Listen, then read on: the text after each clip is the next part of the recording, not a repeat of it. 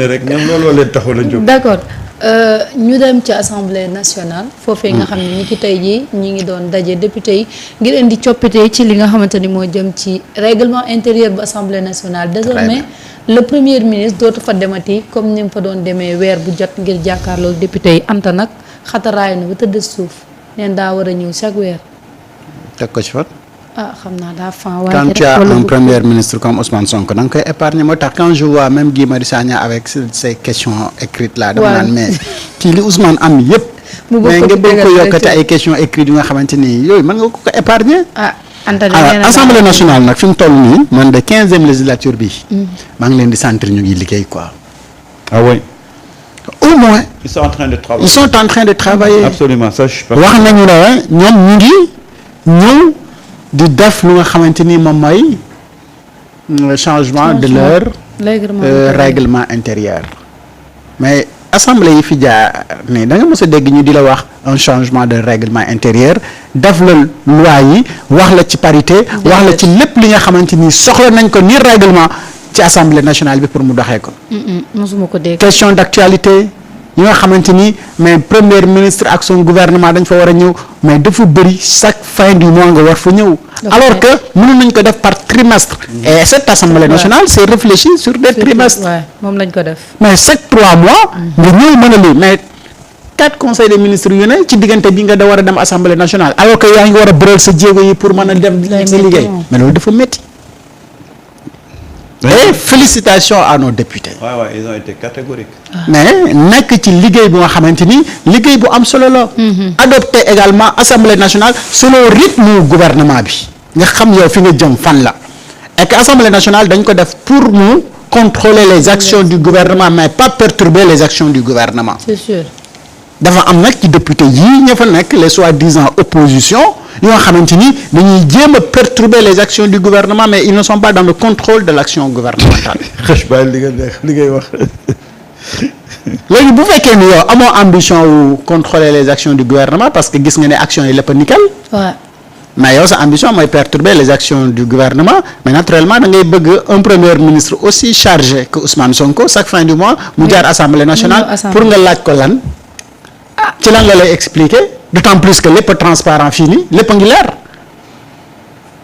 yow mi nga xamante ni dañ la laaj kay pour nga def contrôle de l'action du gouvernement mais quand 3 mois dina la mën a permettre sax nga def contrôle de l'action du gouvernement et ci premier si boobu noonu dañ ne la minimum gàtt dina fi ñëw benn yoon mais bu ko laajee moom ci boppam ak député yi nga xam ne ñoo fa nekk ñoo koy laaj ña ko ñëwal parce que fii jamono toll la fii Sénégal toll la dafa am yu nga xamante ni dañ koy laaj c'est des questions d'actualité mais mu arrangé wu ak agenda mu ñëw wax ak ñoom il faut que les députés ñu nekk dans l'action bi nga xamante ni moom mooy contrôler les actions du gouvernement et pas perturber les actions du gouvernement. mais heureusement que on a la majorité a compris et est en train de faire son travail. xam nga daf ci am ñoo xam ne dañoo namm waxi mbedd dañoo tàmm waxi mbedd te fan yii yëpp nag waxi mbedd dafa amul ci penc bi. le débat est un peu élevé ñi ko fi génn dañ leen ko bàyyee de xam nga mais man ce que je trouve contradictoire mooy ñii ñoo fi boycotté woon du ñoom ñoo fi boycotté woon Ousmane Sonko. waaw bu mu ñëwee woon. waaw non mais moom bokku ci. moom bokku ci woon déedéet moom bokku ci woon. mais nag am na benn député bu ma fan quoi. muy kan. Tafsir Thioye. Tafsir. waaw déglu naa discours comme ça ce monsieur là. non ce monsieur là non mais ce monsieur. dafa xam le pourquoi mu dem assemblée nationale. xam na ko de kooku il montre benn respect. dafa am respect si ñi ko ñu c'est-à-dire ñu jël seen temps dugg see bañ gàcce gi tànn bulletin dugal ko. mais ñooñu c'est pas la première fois qu'il siège à l'Assemblée nationale. ah bon non ñooñu amuñu lenn lu ñuy regretter. au PDS. oui Tafsir man su ma juumalee mos nañu def soit interview wala je me rappelle Tafsir Thioye. Ouais. Il a été toujours comme ça. Il était au PDS, il faisait partie vraiment des plus grands communicants de PDS ñoom ñoo doon dem ci plateau yi après quand il y a eu ce problème au sein du PDS ci la nag créé mooy le groupe la coalition xaw ma nan lañu ko tuddee sax soppi moom ñoom Doudou Wade ñoom ñoo àndoon ci élection législative. mais de toute façon man j'ai beaucoup de respect pour lui. Ouais. Il est en train de faire moom xam na lan mooy liggéeyu parlementaire. Waaw. En tout cas et c'est un modèle à bu gars yi war a suivre nag. tout à fait en tout cas gis nga ñun on juge pas l'individu selon ses positions. déedéet. mais on juge l'individu selon les idées bi muy génne. que Tafsir soit avec ou contre il fait son travail. oui. parce que nag penc mi vous ne pouvez pas avoir tout le monde. ñu ànd ak yéen. non mais ñun li ñuy wax mooy képp koo xam ne da nga dem bay contre. mais des arguments yoo xam ne. na objectif rek. day nekk dans un débat constructif. objectif parce que nag vous ne pouvez pas avoir tout le monde ci seen basque.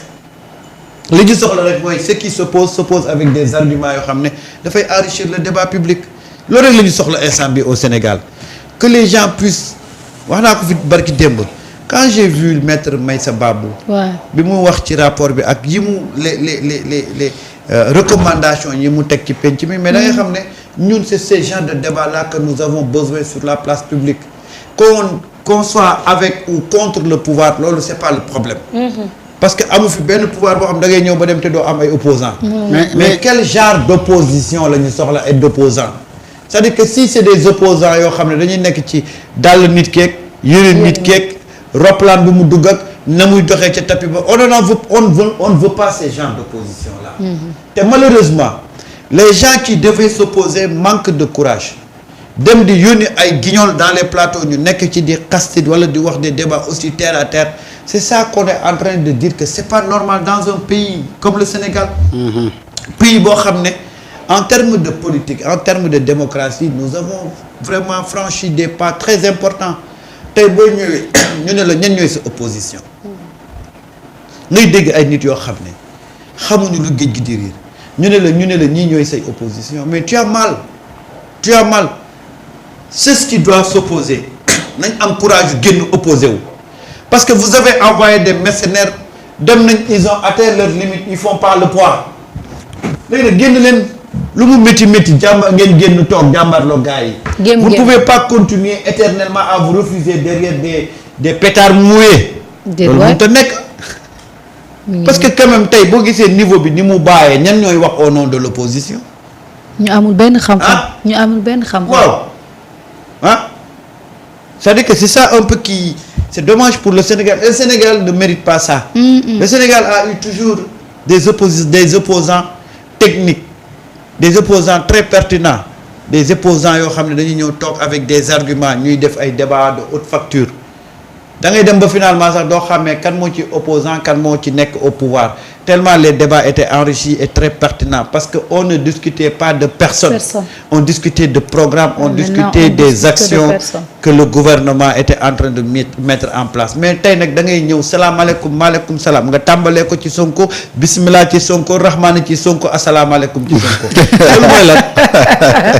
lépp ci Sonko. lépp ci Sonko. ubbee ci moom doore ci moom. waaw ci moom. mais je te dis. c'est grave hein? mais c'est-à-dire que loolu mooy léegi le débat buñ ne pour rek nga ne ah Sonko rek Sonko ba kañ. li muy sol fu muy yéeg. ni muy doxee Sonko gonto Sonko yendoo Sonko fanaan Sonko. te man j'aurais bien aimé qu'on fasse un débat. xam nga l'autre jour maa ngi koy fi wax ma ne depuis des années gis nañu ay rajo ak ay télévision yu nga xamante ni dans tous leurs programmes. Sonko benn tur rek moom fooy ñëw. moo xam même bu fekkee ni dañoo invité ku nekk ci show bi sax trou Ousmane dina ñëw quoi. looloo ma jaaxal tey sa dégg ñu wax ci santé éducation rapport yi. mais te li ñu war a wax ci dëkk bi tamit. ak bëri na. ñu bàyyi ko fi jàpp. deru doomu jàmbur ji rek. mais Abass Fall mu ngi liggéey. waaw kanam mu ngi kurci mais wax leen ci Abass. El Malick mu ngi def un excellent travail à l'Assemblée nationale. mais wax leen ci loolu. bàyyi moom ma informé leen ni leen. kii Abass da doon génte tey. waaw moo tax tey mu xaw a tardé assemblée. Abass da doon génte dégg ngeen. yëgal naa leen ko amiin.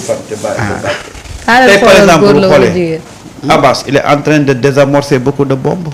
fu gars yi commencé di waaj a def grève rek moom dem na recevoir leen. parce que gis nga ce gouvernement là dama ci wax ñu ci bari dañoo nekk dans l'anticipation. ils agissent comme Sonko dañuy séen foo xam ne day waaj a tàkk ñu dem jiitu fa régler xool li ñuy régler en attendant les événements tey le fait que ñu signer wala ñu nekk sur le point d'amener plus de 40 000 bus. de gaz et électrique ñi yëngu ci transport bi tey waroon nañ commencer def un large débat autour de ça. nan la ñuy def ba tàqalikook mami yi te duñu léser ñi nga xam ne ñooy propriétaires yi. tudduñu mami de. ay mami lañ tuddatuñ tata. waaw yow tamit tata bu demee ba jëm mag duñ ko woowee mami. waaw mais Ndiaga Ndiaye ak car rapide nag. am nañ ku leen gën a vieux. man de mosuma car rapide. man de dama ciy dugg des fois dama koy wax car rapide man car direeku rek laa car lent direeku rek ah nga xam ne. top maa ngi lancé défi Sénégal. képp ku ma gisal car rapide boo xam ne fenêtre yi am na verre. amul. boo ñëwee ma miira sama bopp. man gis nga bu tawee xam ne la ñuy dem baas ñuy jël wàcceeku. waaw baas bu verte bi ba tàng jër. ay car rapide. car rapide moo ñàkk kersa buñ taalee lampe guddi bi nag fu doomu aadama tollu seen bu ko defee ngay xaw a complexe naan nii nga xasan lu sa bopp pour. waa lii car rapide waruñu ko saal. ak Ndiaga Ndiaye rek. ah. car rapide ak Ndiaga Ndiaye ak yenn clando yi. clando yoo xam ne jeex na bu yàgg. dëkk bi lu ñu fa war a defar ci secteur boobu dafa bëri de. mos toog ci benn dëkk de ceet la kañ doon seetali car rapide ko indi ma ne waa kër ga bu yëgoo ngeen xam ne di ngeen raag ba dee ndax xeex yi am Dakar yëpp ci car rapide day amee ngeen jël ceet bi te ceet bi dugal ko ci car rapide bi war leen di kër gi da ngeen xeex ba dee ndax ab pànk ngeen indi ci kër gi dañu war a renouveler le parc automobile du Sénégal et de Dakar mais loolu dañ ci war a waxtaan anticiper pour que tey bu ñu demee ba bis yi war a ñëw ñu xam les zones yi muy desservir les lignes yi muy desservir ak nan lañ koy joxee gars yi. mais da ngay xaar ba ñu war a ñëw pour phase opérationnelle bi nga gis quelques mouvements ñiy taxaw fale way non ñii dañu bëgg a xañ liggéey dañu bëgg a xañ yi alors que moment bii la ñu war a poser le débat ñu xam comment si ñoom bu ñu bëggee seen bus yi nga xamante ni am nañ ko depuis te bëgguñu génn ci transport bi naka la ñuy def pour ñu mën a am ci yii di ñëw lan moom mooy condition yi ak ñoom nan la ñuy def CDC muy joxe ay terrain de loolu ci kanam après nañ ci wax waa CDC ah terrain waaw CDC xam nga ñoom ñoo reprendre le lotissement les logements sociaux là waaw d'accord ça aussi c'est très important en tout cas gis nga mooy li ma lay wax rek toujours les gens sont en train de se battre pour que dëkk bi avancé démb l'État a dégagé le président de la République a dégagé presque 1 milliard pour la ville de Thiès et ça va booster et ça va être benn bouffée oxygène pour la ville de Thiès pour que li ñu nekkoon muy les réformes là ñu mën ko continuer mais également mën a entamer yeneen projet yoo xam ne dana jëm ci chantier bi ñu ngi koy wax naan la ville de Thiès vient de recevoir un appui financier d'envergure grâce à une décision du président de la République dans le cadre des réformes territoriales engagées pour une plus grande équité entre collectivités.